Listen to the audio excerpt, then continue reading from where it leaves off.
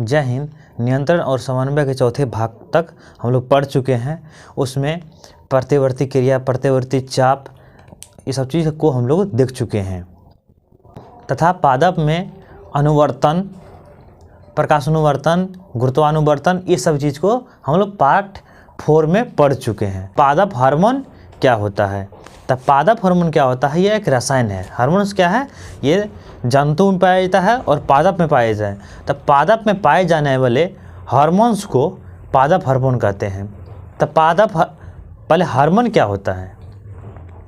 Hormone क्या होता है? ये तो हार्मोन्स एक रसायन है, केमिकल है। हार्मोन्स क्या है? एक रसायन है जो कि जीव के शरीर को वृद्धि और विकास में सहायक होते हैं। वृद्धि को रोकना, बढ़ाना, घटाना, मतलब कि ये सभी चीज़ को सहायक होते हैं हार्मोन्स।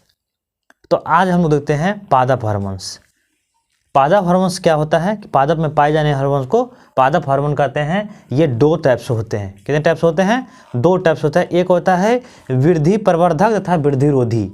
एक नंबर वृद्धि प्रवर्धक तथा 2 नंबर में वृद्धि रोधी। इसका काम है वृद्धि को रोकना और वृद्धि प्रवर्धक काम होता है कि पौधों में वृद्धि, विकास, अंकुरण करना। लेकिन वृद्धि रोधी का मतलब हुआ कि पौधे के विकास यानी वृद्धि को रोक देना, वृद्धि होने नहीं देना। तो आइए, तो वृद्धि प्रवर्धक का काम क्या होता है कि पौधे में वृद्धि करना, पौधे में वृद्धि करना, पेड़ पौधे में वृद्धि करना, पेड़ पौधे में वृद्धि करना। तो ये होते हैं, ये 5 होते हैं। कितने हार्मोन्स होते हैं? 5 जिबरेलिन्स, ऑक्सिन, साइटोकाइनिन, फ्लोरिजेंस और ट्रायोमेटिन। तो ये सभी का अलग अलग कार्य होते हैं। जिबरेलिन्स का कार्य होते हैं कि यह मुख्य हार्मोन होता है। ये क्या होता है? मुख्य हार्मोन होता है और इसका कार्य है कि पौधों को वृद्धि करना था, पौधों को वृद्धि करना तथा बीज में अंकुरण होना।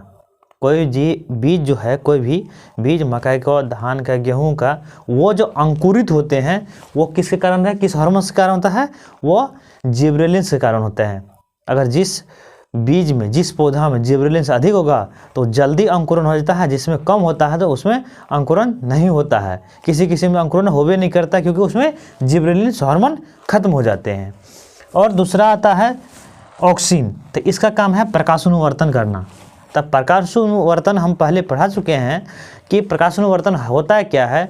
तो पौधे के भाग यदि प्रकाश की ओर गति करता है, प्रकाश की ओर बढ़ता है, तो इसे हम प्रकाशानुवर्तन कहते हैं। इस क्रिया को हम लोग प्रकाशानुवर्तन कहते हैं। तो प्रकाशानुवर्तन किसके कारण होता है? ऑक्सीजन कारण होता है। तो एग्जाम्स में क्वेश्चन ये आ सकता है कि प्रकाशानुवर्तन क्रिया किसके कारण होता है? तो आंसर क्या होगा? ऑक्सीजन हार्मोन्स के कारण। प्रकाशानुवर्तन क्रिया किस हार्मोन्स के कारण होता है? तो ऑक्सीजन के कारण होता है, ऑक्सीजन हार्मोन्स के कारण होता है। और साथ में गुरुत्वानुवर्तन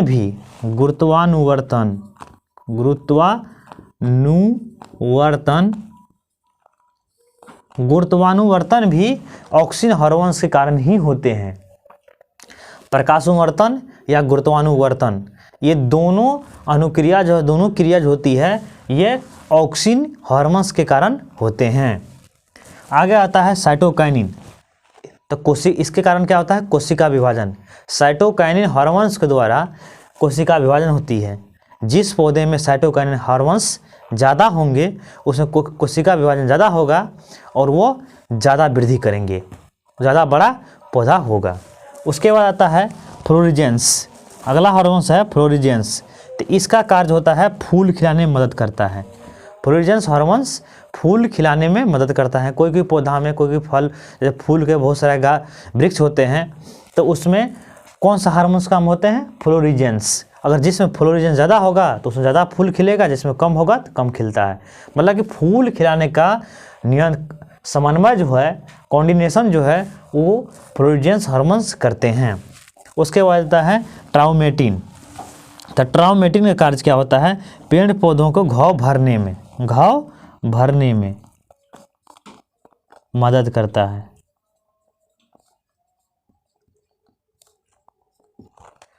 पेड़ पौधों को घाव भरने में मदद करता है।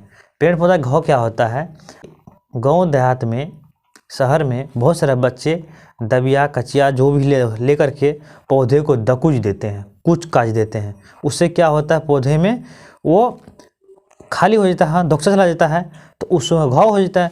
उसको जो भर जाता है, उससे ऊंचा हो जाता है, तो वो घाव होता है। उसको भरने का कार्य कौन करता है, जहाँ काट दिया वहाँ तो खाली हो गया, वहाँ गंद निकल गया, वहाँ का लकड़ी हट गया, तो उसको भरने का काम कौन करता है, तो करता है ट्राउमेटिन। ट्राउमेटिन नामक हार्मोन्स जो होते हैं वो इसका घाव भरने का कार्य करते हैं। तो वृद्धि वर्धक कितने हार्मोन्स हो गए, 5, जिबरेलिन्स, ऑक्सिन, साइटोकाइनिन, फ्लोरिजेंस, ट्राउमेटिन।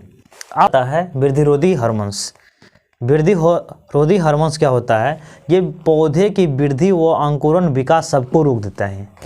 वृद्धि रोधक हार्मोन्स क्या करते हैं कि इसका विकास वृद्धि सबको ये रोक देते हैं, पौधे में विकास होने नहीं देते हैं। तो ये 2 प्रकार का होता है, एक होता है एब्सिसिक एसिड और दूसरा होता है एथनिल। एक होता है एब्सिसिक एसिड, जिसको शॉर्टकट में ABA भी वो इसको बोलते हैं। तो एग्जाम से पूछ सकते हैं कि वृद्धि रोधी हार्मोन्स इनमें से कौन है, वृद्धि रोधी हार्मोन कौन सा है, तो उसमें एब्सिसिक एसिड न लिख करके उसमें ABA भी दे सकते हैं, ABA भी दे सकते हैं। तो इसमें एक होता है एब्सिसिक यानी ABA, दूसरा होता है एथिलीन। एथिलीन का रासायनिक सूत्र होता है C2H4। तो इसका एब्सिसिक एसिड का कार्य क्या होता है, पौधों को वृद्धि, विकास, अंकुरण सबको ये रोक देते हैं, सबको ये रोक देते हैं। जब पौधे मैच्योर हो जाते हैं, अब उसने जैसे धान की खेती कुछ एक न्यूनतम पीरियड के बाद, समय के अंतराल के बाद वो पौधे पक जाते हैं, तो किसके कारण होता है, एब्सिसिक एसिड के कारण। उसमें वो हार्मोन्स फ्लो होता है और निकलता है, क्या होता है, उसको पौधे को बढ़ने से रोक देता है और फलने फूलने लगता है। तो ये क्या करता है, वृद्धि और विकास को एब्सिसिक एसिड रोक देता है। दूसरा आता है इसमें एथिलीन। क्या आता है, एथिलीन। तो एथिलीन का कार्य क्या होता है, ये फल को प्राकृतिक रूप से, नेचुरली रूप से ये फल को पकाता है।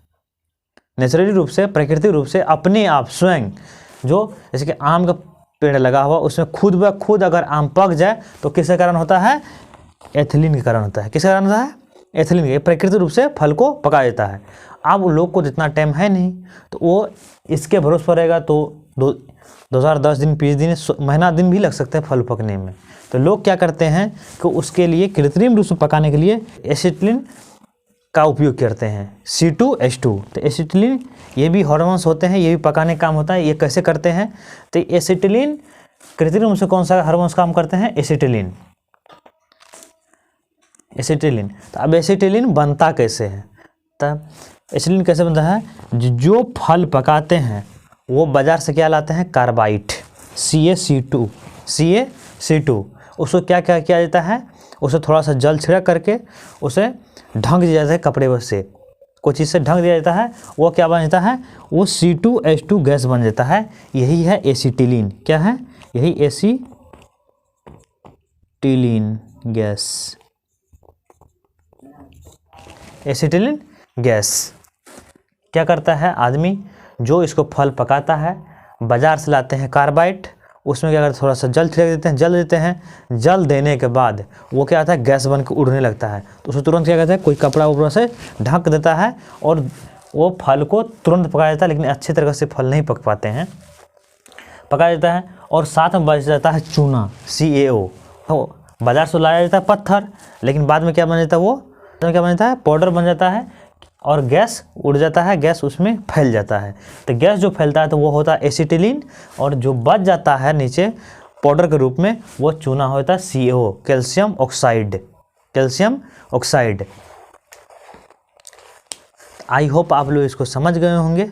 मिलते हैं नेक्स्ट वीडियो में, उसमें हम अंतःस्रावी ग्रंथि के बारे में पढ़ेंगे और उसमें से कौन कौन हार्मोन्स निकलते हैं उसको समझा देंगे।